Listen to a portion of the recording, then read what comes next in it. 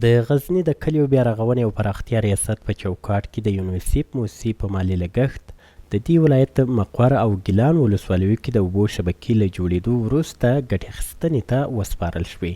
د غزني د کلیو بیا رغونې او پراختیا ریاست مسؤلین وویل د پاکو اوبو رسولو دا شبکې یوه د مقر په شبنم او بله د ګیلان ګاړې کلا کلیو کې جوړې شوې چې 319 کورنۍ به له پاکو اوبو برخمنې شي.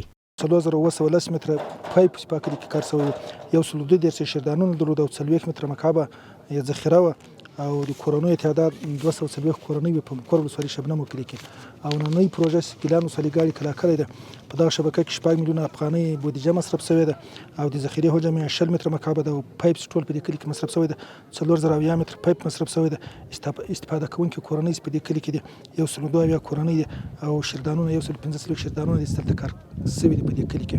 دا اوبه داسې فرض کړي لکه دا تیل چې تویېږي او څنګه یې سړي زړه ورباندې خویېږي، خو کانې نه یې لورېږي، یو څاڅکی تیل هم ولاکه انشاءالله څوک پرېږدي چې وڅڅېږي. دا اوبه نن موږ تاسو ته دغسې قیمتي دي، دا اوبه نن موږ تاسو ته دغسې حیثیت لري. ورته مهال د سیمې اوسیدونکي د شبکو په جوړېدو خوښي څرګندوي او له اسلامي امارت څخه د اوبو لګونې او کرنې برخه کې د ورته نورو پروژو غوښتنه کوي.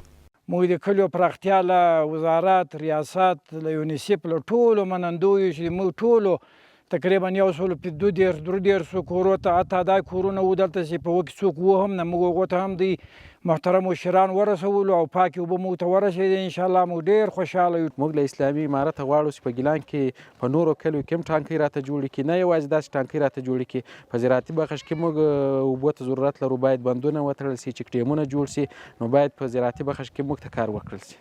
د غزني د کلیو بیا رغونې او پراختیا ریاست مسؤلین ډاډ ورکوي چې تر راتلونکو 4 کلونو پورې به په ټولو ولسوالیو کې د څښاک اوبو ستونزه حل کړي.